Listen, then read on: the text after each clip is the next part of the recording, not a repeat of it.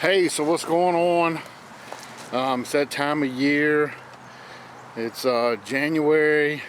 Of course, here in Virginia, it's almost 70 degrees, but that's the way the weather is in Virginia. We haven't seen any snow, but this week it's supposed to get down in the 30s. So, but anyway, I wanted to do a video. I did one a long time ago. I say a long time ago. I can't remember how long it's been.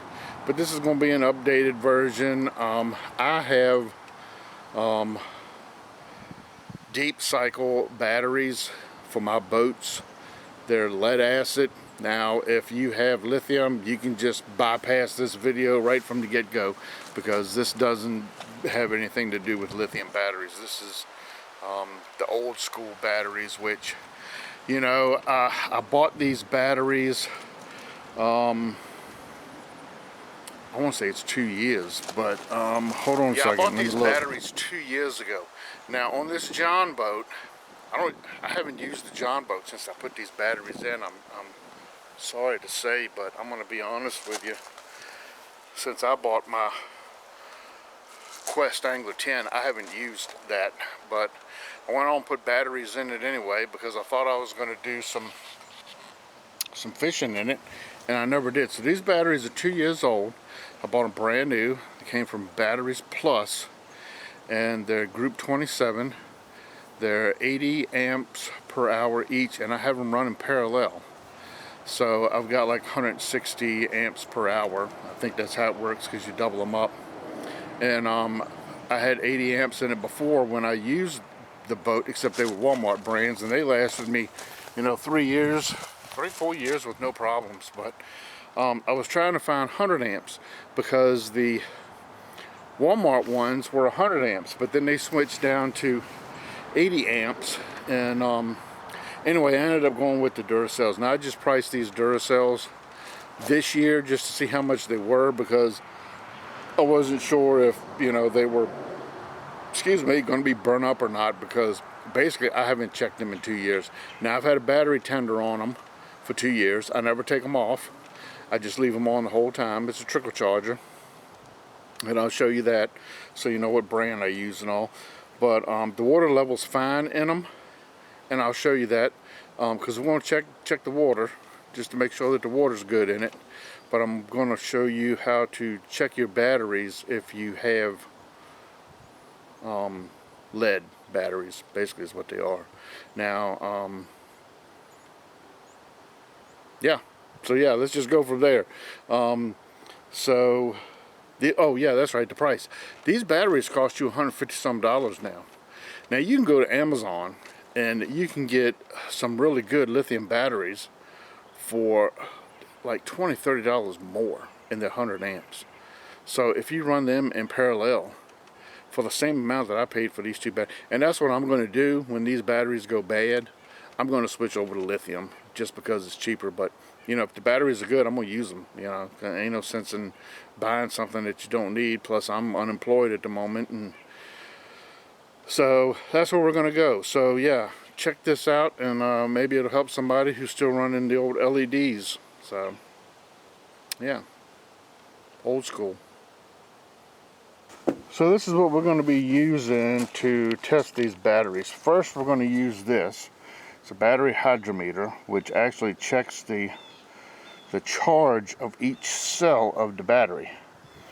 And then we're going to go, actually I think we're going to go with this one first, because this puts a pretty good load on the battery. It's like 100 amp load on the battery.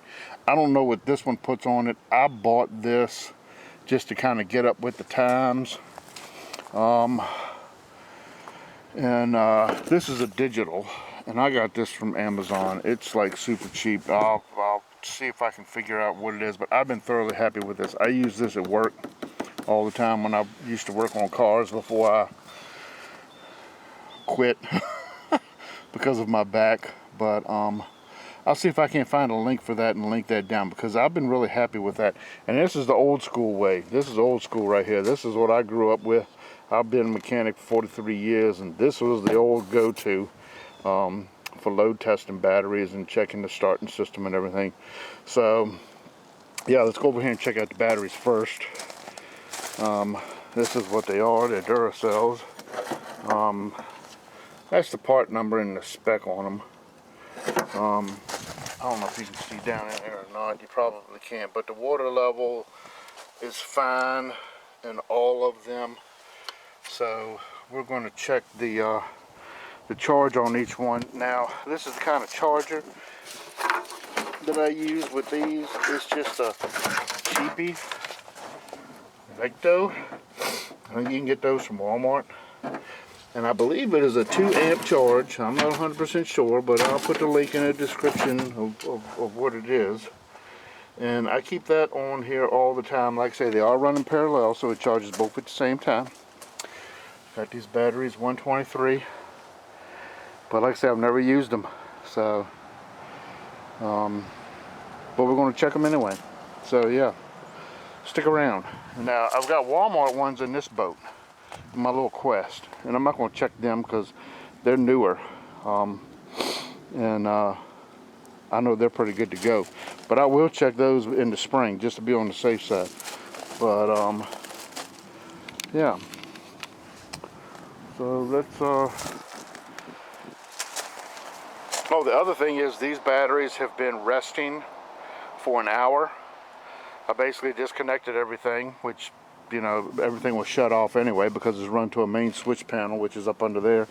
And I'm hopefully going to do a review on this boat, maybe this spring, because it's a good boat. It really is. It's not as stable as the 10 foot, even though this is 14 foot. So yeah, these have been resting for an hour. You want to make sure that when you take them off charge, you want them to rest for at least an hour before you check anything.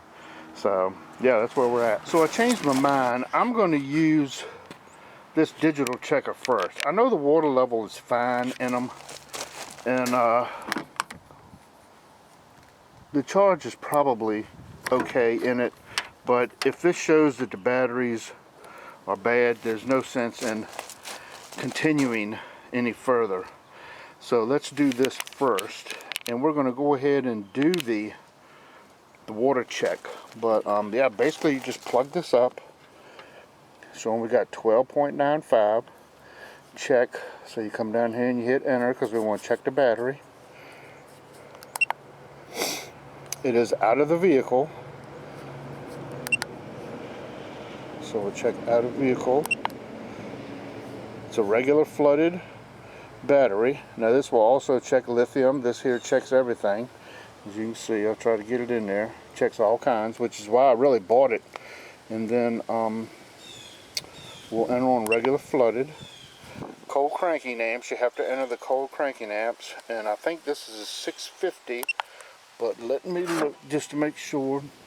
It's actually 575. So you take these buttons and you bring it on down to 575, then you hit enter, and it tests the battery.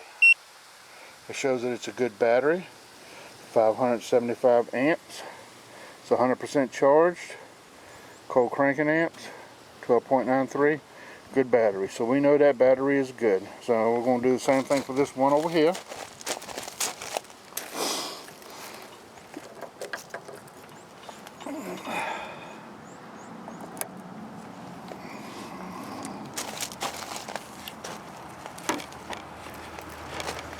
This one is showing 12.95.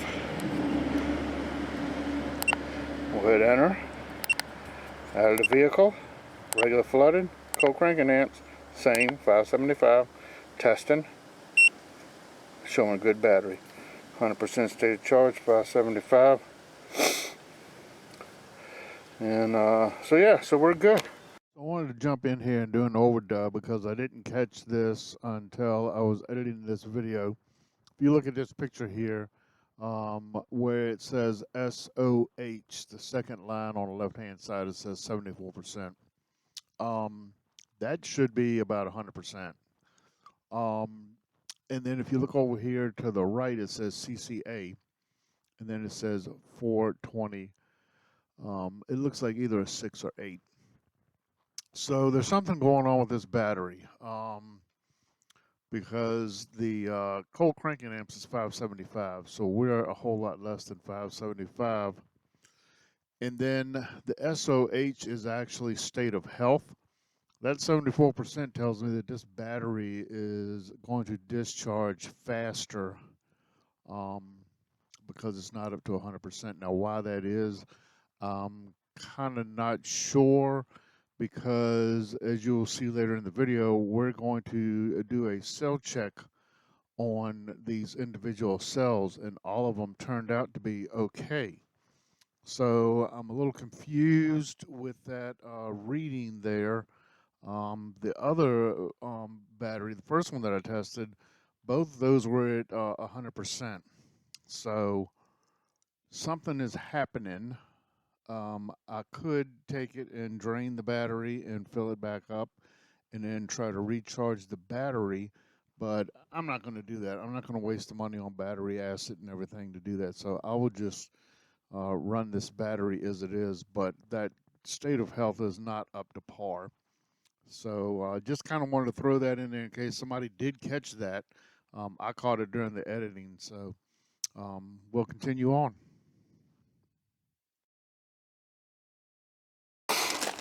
All right, so now we're going old school here. Of course, you want to hook your clamps up, positive, positive, negative to negative. And we're showing we've got about almost 13 volts. Get a little close up there.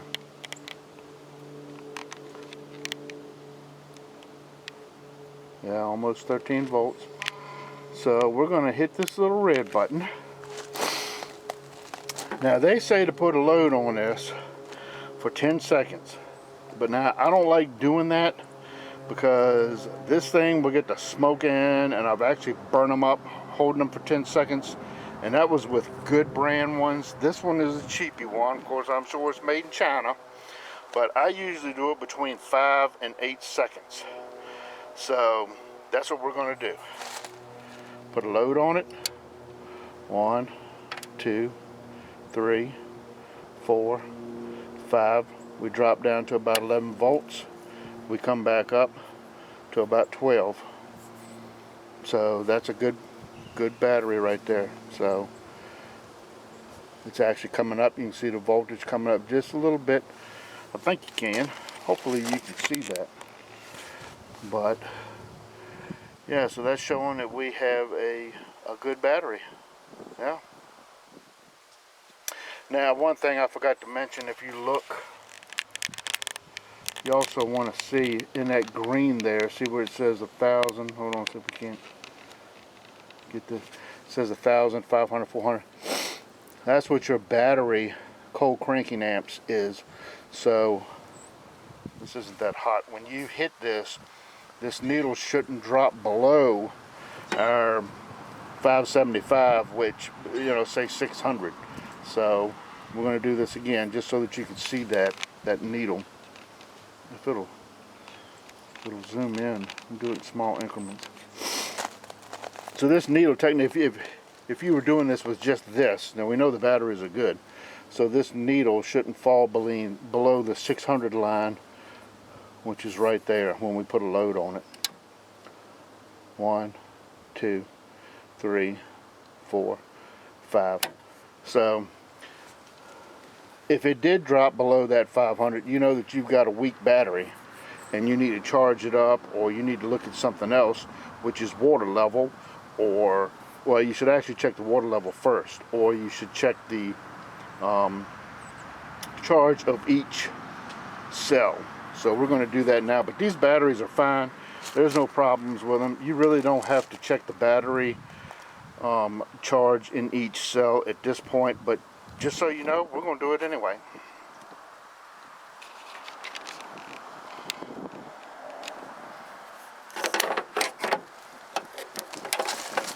So when you do this, you want to have a piece of paper and a pencil handy, and so that you can take all your reads. Now you want to make sure that these batteries are as level as possible.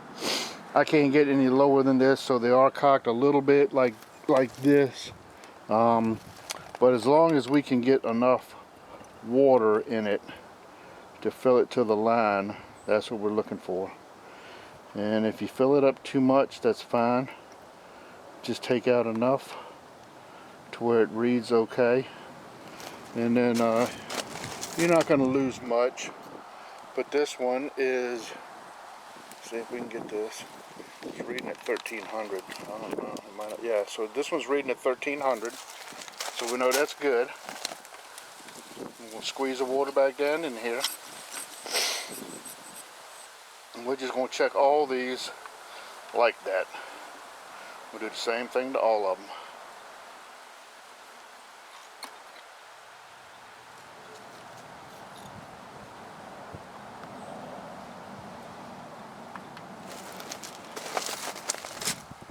And that one is, yeah, that one's good, 1300.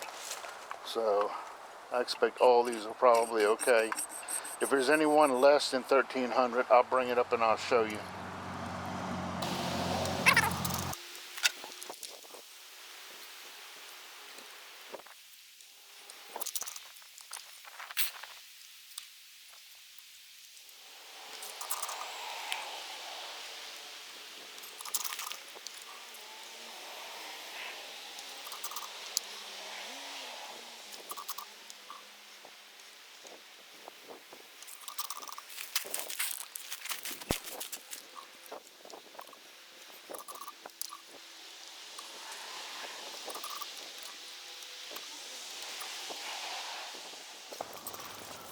Alright, so all these tested at 1300, so that means all of them are good. No problems at all. So what you want to do is you want to make sure you clean this out with some distilled water. Clean it out really good. Just suck some up in it, swish it around, squirt it back out, and then just store it away. You make sure you want to do that though, just so you don't have any residue left over. Now, mine were all okay. So let's say, how would you know if you had a bad cell? So these, it's kind of hard to see, but these have numbers. See if I can get the background on this, put it up against something white, maybe you can see it better. 1300.